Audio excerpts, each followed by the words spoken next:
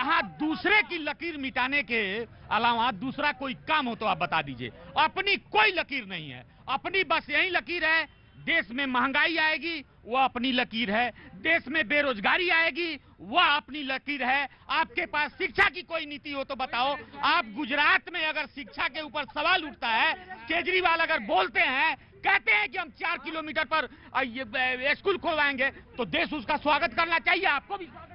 आज पूरा यूरोप हमारे भारत की ओर देख रहा है। हमारे देश की अर्थव्यवस्था एक मिनट में भाई देखिए, आप अगर ऐसा करेंगे तो थोड़ा डिस्टर्ब होता है। मैं आपका मैं बहुत बहुत सम्मान करता हूँ बेटा, आऊंगा अब कौन आऊंगा, मेरी निगाह बहुत हर जगह रहती है। हम कोई जनसंख्या पे नहीं बोलता है। मैं पिंटू नहीं पिंटू तुम्हारे से ही जनसंख्या तय होगी आज। जी जी आज पूरा विश्व हमारे भारत की ओर देख रहा है। ये मैं नहीं कह रहा, सीतारमन जी गई हुई हैं और हमारे विदेश मंत्री जी गए हुए जयशंकर जी, और उन्होंने अंग्रेज जो लेडी है उन्होंने खुद बोला है कि अगर भारत की तरफ अगर हम नहीं देखेंगे तो हमारा अर्थव्यवस्था आगे का सारा बिगड़ जाएगा सिस्टम। आज जीडीपी देख लीजिए हमारे देश की, और जर्मनी की देख लीजिए, आप यूरोप की देख लीजिए। मैं नहीं कह रहा, आप जो है जीडीपी देख लीजिए, अर्थव्यवस्था देखिए आज हमारे भारत की क्यों ऊपर है। आज सारा विश्व हमारे भारत की तरफ क्यों देख रहा है, क्यों देख रहा है? आप रीजन देखो। मैं आया अब कौन आ रहा, मैं गिव मी सेकंड। हाँ बाबूजी अंदर आइए। तो कितने सालों से साइकिल चला रहे हैं? मैं 2011 से साइकिल चला रहे हैं। हाँ। रहने वाले कहाँ के हैं? मैं राजस्थान में सिरोही जिले का रोड़ा गांव का रहने वाला। मेरी कर्म भूमि 5 को अहमदाबाद गुजरात है। गुजरात है कर्म भूमि। हाँ 1 मिनट भाई देखिए, आप हल्ला बचा भैया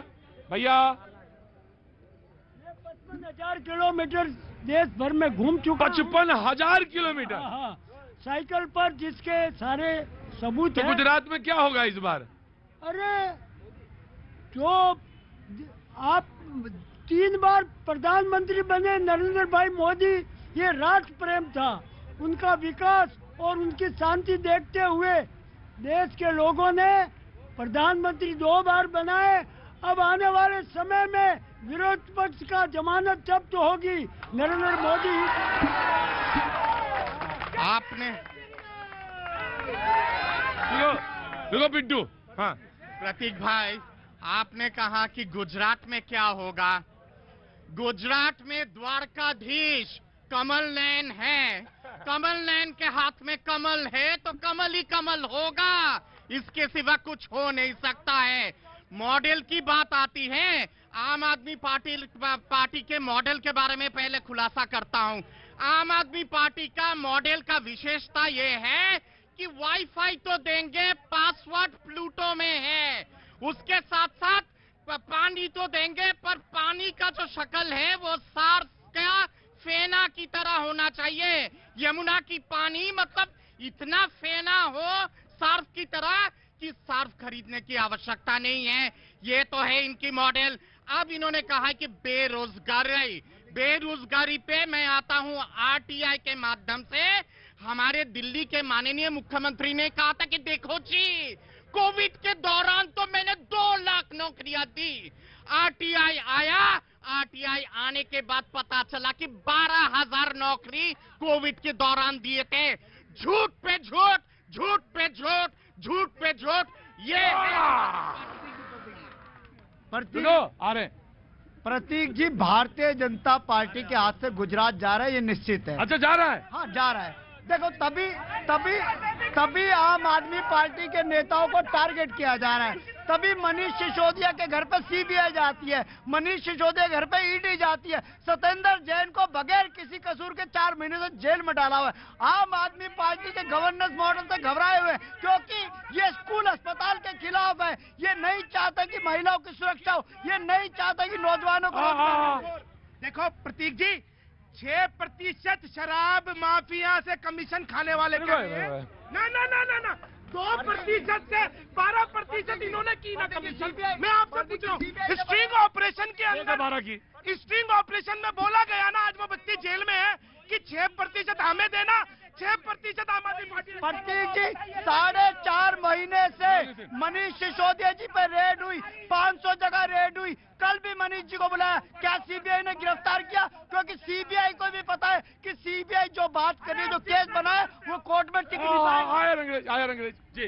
देखिए भैया जी, मैं तो एक ही बात कहूंगा, तो ये बात कर रहे हैं कि गुजरात मॉडल की बात कर रहे हैं, ये दिल्ली मॉडल की बात कर रहे हैं। बात करनी चाहिए जितनी जनता है देश की जनता के लिए। आज हमारे देश में 121वें नंबर पे, 107वें नंबर पे हमें 100 इंडेक्स में। गरीबी रेखा का नहीं बता रहे हो आज?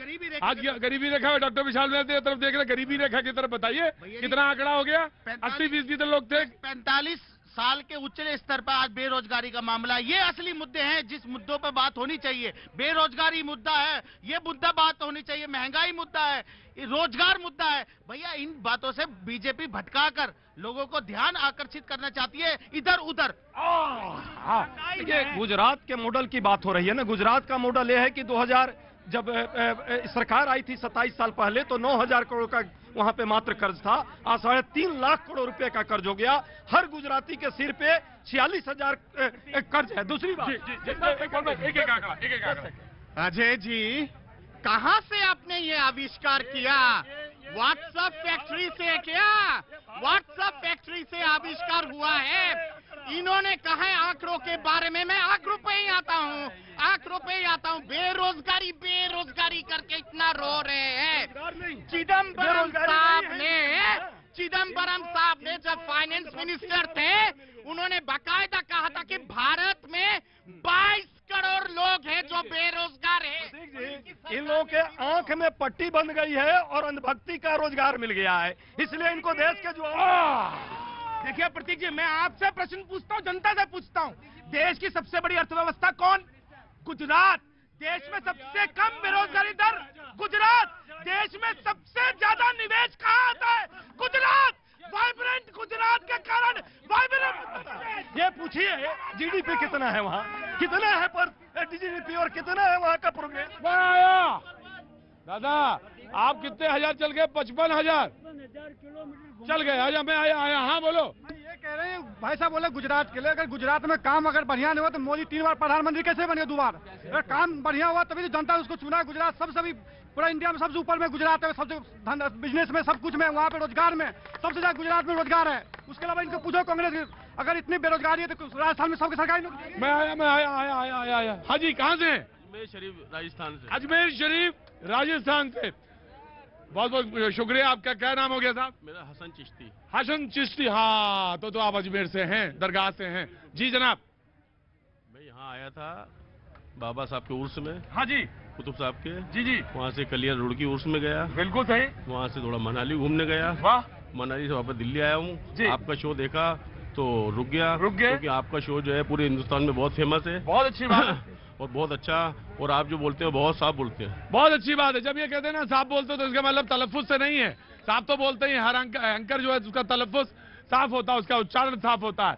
साफ से मतलब इनका कुछ और है कि आप साफ बोलते हैं, इसका मतलब है जो जैसा है